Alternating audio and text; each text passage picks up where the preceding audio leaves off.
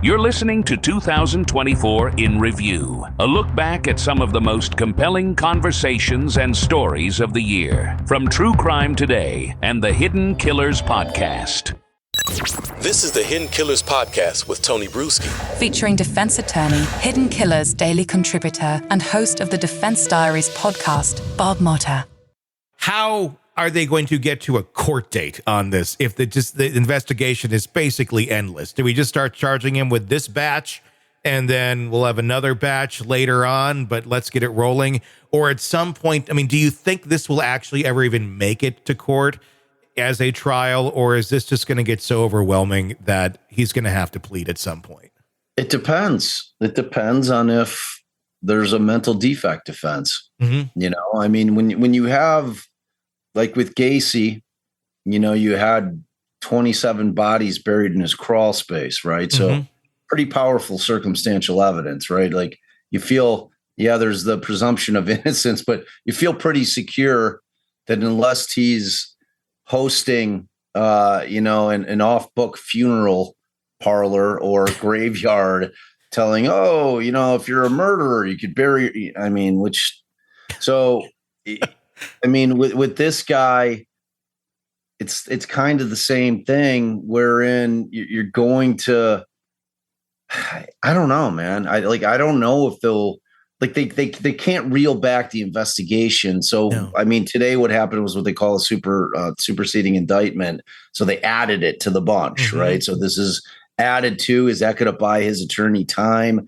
But again, it's like if they're not going to go with the mental defect defense and with the evidence that they put together being so powerful thus far, it seems idiotic for him to go to trial, but these guys seem to like to go to trial. Yeah.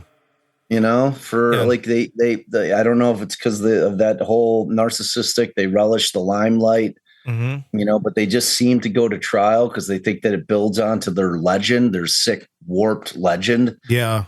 You know, but and it's always an interesting thing because theoretically, the defense could file a motion to sever all of the charges and force multiple trials because none of these crimes took place at the same time. I mean, it was the thing with Gacy. You had 6 years of crimes.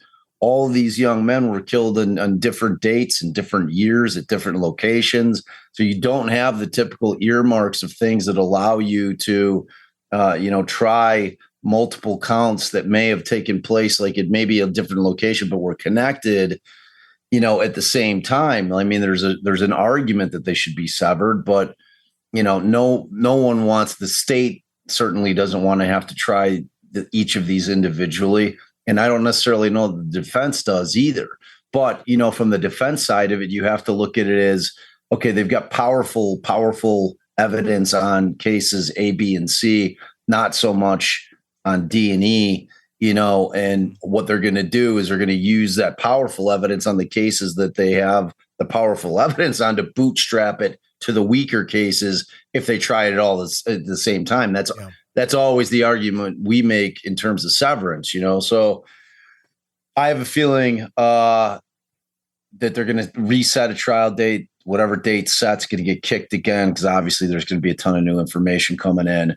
You know, and I mean, it could, like, he's incarcerated. Yeah. You know, I mean, like the difference between him being in prison and while they still do have the death penalty in New York, they haven't used it in forever. Mm-hmm. Maybe they dusted off for this guy. I don't know. But, you know, in terms of if he's crossing state lines, though, on this, doesn't that put him more into federal territory as well? If he's crossing state lines on some of this, it certainly could. Yeah. I mean, like I mean, yeah, serial killers can always be, as long as they're crossing state lines, which we know he has. If this thing hits in Nevada, which we're still waiting on the DNA from that, mm-hmm. You know, his trip out to Nevada, you know, I mean, the feds could step in, but they're not going to step on Tierney's toes. Sure. I mean, they know they're doing a pretty good job here, you know, and if the state's taking care of it, mm-hmm. The feds don't need to step in and try it, you know. Sure. So, but yeah, in theory, with that state line thing definitely gives the feds jurisdiction. It's starting to feel reminiscent of BTK in a way of like, okay, we're finding more and more out. It's going to be interesting to see how Heuermann plays it, if he ever does fess up to any of this, or if he does finally say, yeah, I did this, but, you don't know about the other ones. And then, years and years later, I mean, it's going on right now. There's a lot of hinting at activity that there may be some others that were unsolved that are about to get some limelight here. I feel like this is going to be the same sort of thing where eventually he will get to trial, will be found guilty, but they're going to keep unearthing more and more and more. And what are we going to see happen at that point? Well, and I mean, the question is does this guy have a shred of humanity? Like, once he's convicted and never seeing the light of day again, I mean, is he capable of having the humanity if he has committed a ton more of these things to give the families that tiny bit of closure, that they deserve at the very least? Probably not. These guys just have a tendency to not, for whatever reason, I don't know. I think that they're just incapable of it. Mm-hmm. That part of their psyche does not exist that separates them from normal people. Yeah. I mean, I wonder how much of a cat and mouse game this guy is going to want to play, the same way that Dennis Rader still is to this day. I just saw some of his letters, just brand new letters just the other day, off the record, that from people that I know that are investigating this, and he's still putting out little clues and shit, and no humanity there, but just enjoys the spectacle of what they are and their legacy. Like this is their legacy, and they like this. Their warped sense of legacy, and like in their minds, it's like. And it's strange because a majority of them are just like that. Yeah. You know what I mean? It seems to be a running theme with these guys. And which always leads me down that path of, how much, because the challenge, like my dad, when he tried the Gacy case, that was an insanity defense.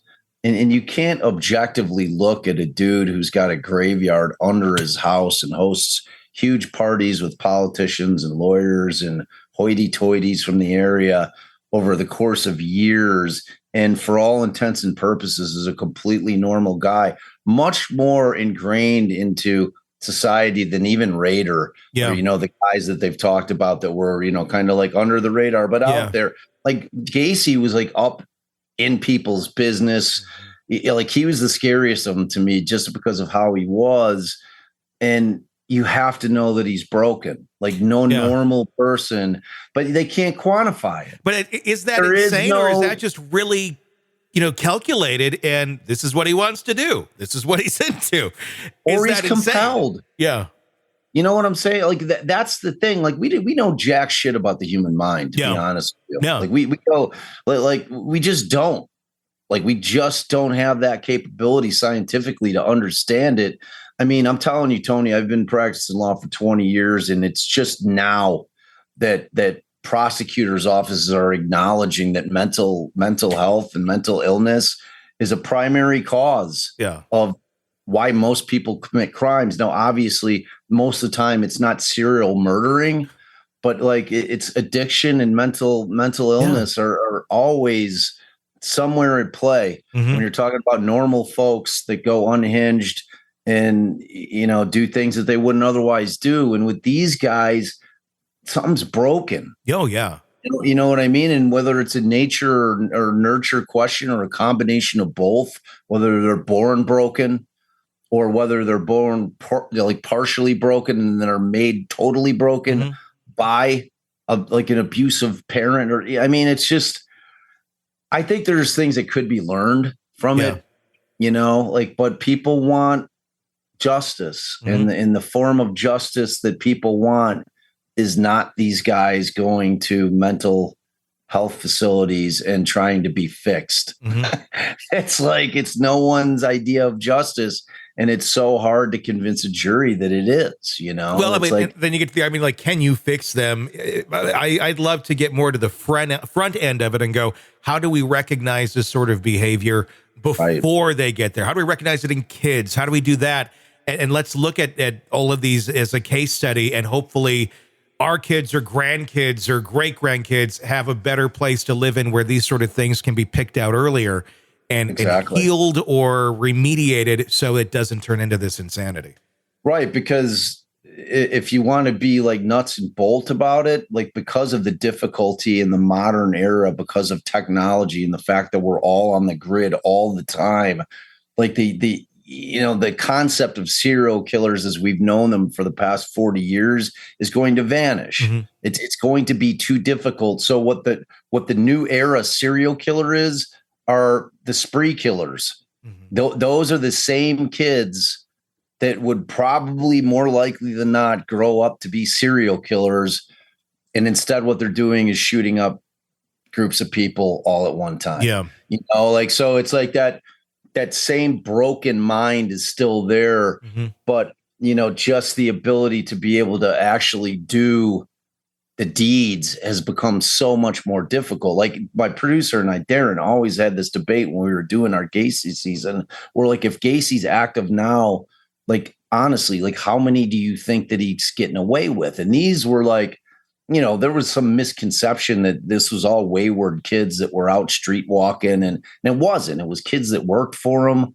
It was kids that had good families. One of the kids, father was a lieutenant in the Chicago Police Department. These were kids that were loved and wanted and like were known to be missing. And it's like now we know what happens. A kid goes missing. We're all getting Amber Alerts on our phone. Like it is just not the same mm-hmm. era in terms of the ability for these guys to be able to do that. And, so then it's like, okay, well, maybe they're going to focus on sex workers because, nobody cares about them. Well, I don't believe that either. Mm-hmm. I think that sex workers are human beings trying to struggle through and make a living. And they've got plenty of people that love them. You know what I mean? Point being, it's just really, really hard to get away with it now. Yeah. And like, I just think that now what we see are these school shootings where these kids are broken. Yeah. They're committing these. I mean, you see Ethan Crumbley, like how that kid, you look at his journal, that kid's broken. Yeah. I don't give a shit what anybody says. That kid is mentally broken, mm-hmm. So. Yeah. Matter of getting in and getting ahead of that. How we do it? Yeah. How do we do it? That's the question. $1 million question, man. Want to listen ad-free? Want advanced access to all of our interviews before anyone else? Become a True Crime Today Premium Plus subscriber on Apple Podcasts. You get every episode commercial-free. So you can binge on true crime until you can binge no more. Search True Crime Today Premium Plus on Apple Podcasts now, or go to our podcast page and sign up now. More of the Hidden Killers podcast next.